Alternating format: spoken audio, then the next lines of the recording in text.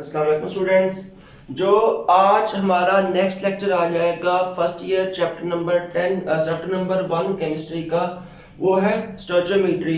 अगर स्टोइचियोमेट्री करने से पहले हम अपने प्रीवियस थोड़े से नॉलेज को देखते हैं तो हमने अपने प्रीवियस नॉलेज में ये कह दिया था कि मोल क्या होता है। आपने ये बात कर ली थी नंबर 1 मोल के बारे में। उसके बाद नंबर 2 आपने स्टडी कर लिया था एवोगैड्रोस नंबर को, ठीक है। और इसके बाद आपने स्टडी कर लिया था मोलर वॉल्यूम। इसको स्टडी कर लिया था मोलर वॉल्यूम, सही होगी बात। आपने स्टडी कर लिया मोल का कॉन्सेप्ट है, उसके बाद एवोगैड्रोस नंबर का कॉन्सेप्ट है, उसके बाद हमारे पास है मोलर वॉल्यूम का कॉन्सेप्ट। अगर हम इन तीनों को देख लेते हैं तो ये तीनों कहाँ पे इस्तेमाल होती हैं। इन तीनों को इस्तेमाल कर लेते हैं टू डिस्क्राइब, क्या टू डिस्क्राइब केमिकल रिएक्शन।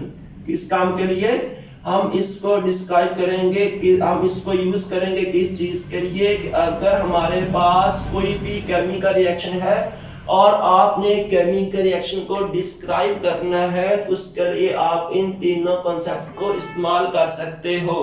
अब कैसे हम इसको इस्तेमाल कर सकते हैं और वो आगे हमारा नेक्स्ट लेक्चर आएगा जिसमें हमने दो इसकी एग्जांपल सॉल्व करनी है, एग्जांपल नंबर 11 और एग्जांपल नंबर 12 जो हमारा नेक्स्ट आगे आ रहा है। उसमें आपको आइडिया हो जाएगा कि मोल का कॉन्सेप्ट, उसके बाद नंबर 2 आ जाएगा एवोगैड्रोस नंबर का कॉन्सेप्ट और उसके बाद मोलर वॉल्यूम का कॉन्सेप्ट। ये कितना अहम होता है केमिकल रिएक्शन को डिस्क्राइब करने के लिए। क्या बोला है कि इसको हमने देख लेना है कि ये कितना इंपॉर्टेंट होता है जब आपने किसी केमिकल रिएक्शन को डिस्क्राइब करना होता है। कैसे कि अगर आपको ये पता होगा कि एक मोल कितने रिएक्टेंट में इस्तेमाल हो रहे हैं, आगे प्रोडक्ट में कितने इस्तेमाल हो सकते हैं, इस तरह से हम इसको आगे इस्तेमाल कर सकते हैं।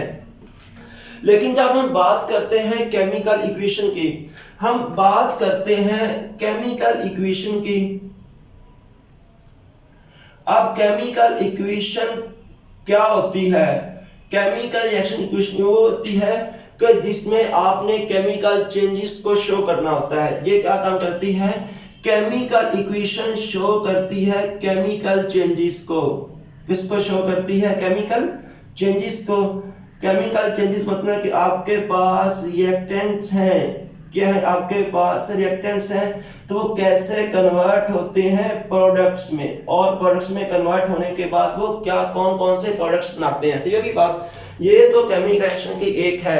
तो हम केमिकल रिएक्शन से स्टडी क्या कर सकते हैं? हम जब केमिकल इक्वेशन है तो केमिकल इक्वेशन से हमने जो स्टडी करना होता है हम स्टडी कर सकते हैं। केमिकल इक्वेशन से नंबर 1 आ जाएगा नंबर ऑफ मोल्स। क्या आ जाएगा? नंबर ऑफ मोल फाइंड कर सकते हैं। उसके बाद हम मास फाइंड कर सकते हैं और उसके बाद नंबर 3 पे हम इसका फाइंड कर सकते हैं जी वॉल्यूम, किसी भी सब्सटेंस का या किसी चीज का फाइंड कर सकते हैं। और इसके बाद नंबर 4 पे हम उसके पार्टिकल्स फाइंड कर सकते हैं। क्या फाइंड कर सकते हैं? हम मोल फाइंड कर सकते हैं, हम मास फाइंड कर सकते हैं, हम वॉल्यूम फाइंड कर सकते हैं। सही होगी बात। तो ये आ जाएगा कि केमिकल इक्वेशन हमें ये तो चीज बताती है, लेकिन केमिकल इक्वेशन नॉट टेल हमें नहीं बताती। केमिकल इक्वेशन का एक ये होता है कि केमिकल इक्वेशन हमें नहीं बताती। अब किसके बारे में हमें नहीं बताती कि नंबर 1 हमें ये नहीं बताएगी रेट ऑफ केमिकल रिएक्शन। क्या जाएगा? Rate of chemical reaction. Chemical reaction rate कह लेते हैं उसकी रफ्तार को। केमिकल रिएक्शन की रफ्तार के बारे में हमें ये कुछ नहीं बताएगा। और इसके बाद नंबर 2 आ जाएगा कंडीशन। क्या आ जाएगा? Conditions for chemical reaction. क्या आ जाएगा? कंडीशन फॉर केमिकल रिएक्शंस, कि ये हमें केमिकल रिएक्शन की कंडीशन के बारे में भी कुछ नहीं बताएगा। बात समझ आ गई ना? इसने ना हमें कंडीशन के बारे में बताना है और ना इसने हमें बताना है रेट ऑफ रिएक्शन के बारे में। अगर हमने ये दो पैरामीटर्स फाइंड करने हैं तो अब इन दोनों पैरामीटर्स को फाइंड कैसे करेंगे? इन दोनों पैरामीटर को हम फाइंड कर सकते हैं डिफरेंट मेथड के थ्रू। क्या आ जाएगा, हम इसको डिफरेंट मेथड यहां पे अप्लाई करेंगे, जिसकी मदद से क्या काम करेंगे, हम यहाँ पे डिफरेंट मेथड को इस्तेमाल करने के बाद इसकी रेट ऑफ रिएक्शंस को तो फाइंड कर लेंगे, लेकिन उसके बाद हम ये उसकी कंडीशन हमें खुद एक्सपेरिमेंटली अलग अलग करना पड़ेगा। सही होगी बात।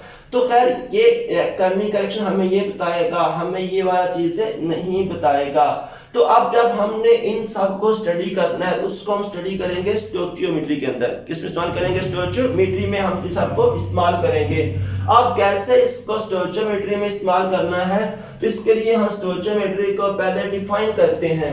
स्टोइकियोमेट्री होता क्या है, तो ये होता है जी ब्रांच ऑफ केमिकल केमिस्ट्री, इसका आ जाएगा ब्रांच ऑफ केमिस्ट्री।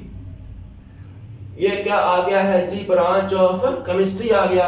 इसमें हमने किया क्या है, इसमें हमने स्टडी करना है। क्या करना है, इसमें हमने स्टडी करना है। अब यहां पे हमने स्टडी किस चीज को करना है, स्टडी हमने करना है क्वांटिटेटिव।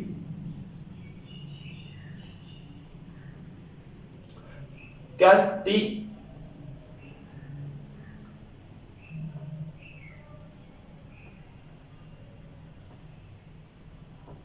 किसको लेकर चलना है, हमने यहां पे स्टडी करना है क्वांटिटेटिव।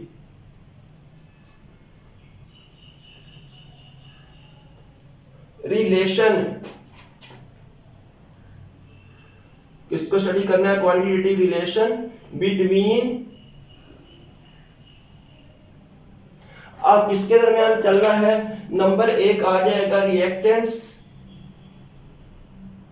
क्या आ जाएगा, रिएक्टेंट्स आ जाएगा, और प्लस प्रोडक्ट्स। क्या आ जाएगा, प्लस इसके साथ आ जाएगा प्रोडक्ट्स आ जाएगा।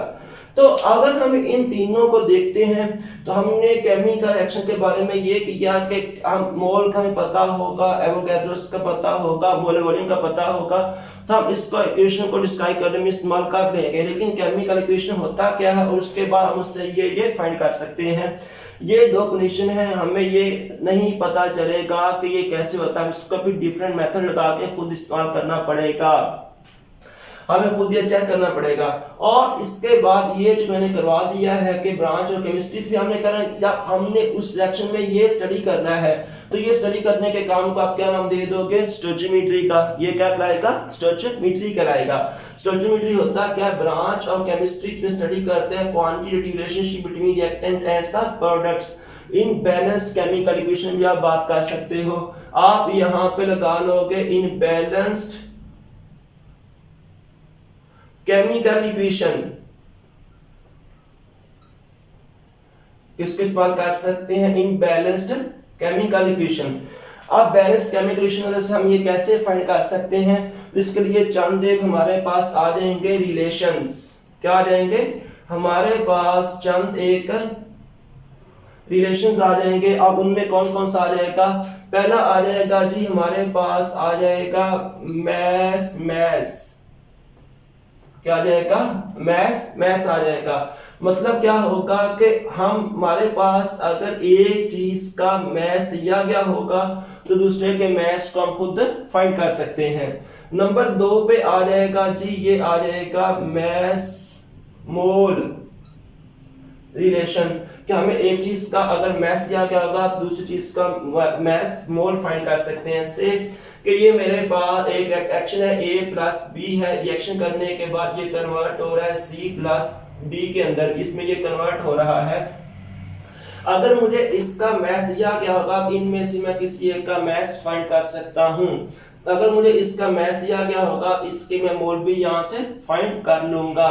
और तीसरा चीज जो आ जाएगा, तीसरी चीज में ये आ जाएगा मैस वॉल्यूम।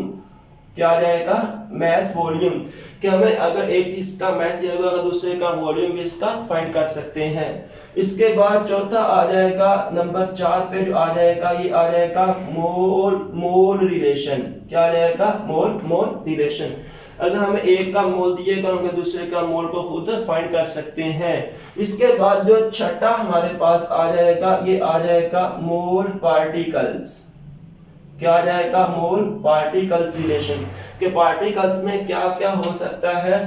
पार्टिकल्स में हो सकते हैं एटम्स, पार्टिकल में हो सकते हैं मॉलिक्यूल, पार्टिकल्स में हो सकते हैं आयंस। हमें मोल दिए गए होंगे तो हम उनमें से कुछ भी फाइंड कर सकते हैं। और इसके बाद जो छठा रिलेशन आ जाएगा, जो हमारे पास छठा रिलेशन आगे आ जाएगा, ये आ जाएगा मैस पार्टिकल। क्या आ जाएगा? Mass particles relation. Particles again फिर ये तीनों आ जाएंगे। तो अगर हमारे पास अगर ये इनमें से कोई एक भी दिया होगा, दूसरी क्वांटिटी का हम खुद फाइंड कर सकते हैं। ठीक होगी बात? तो यही स्टोइकियोमेट्री कैलकुलेशंस होंगी। अब वो कैसे कैसे इसको अप्लाई कर सकते हैं वो इंशाल्लाह हमारा नेक्स्ट लेक्चर आएगा, इसमें हम 2 एग्जांपल सॉल्व करेंगे। ठीक है? ओके, अल्लाह हाफिज।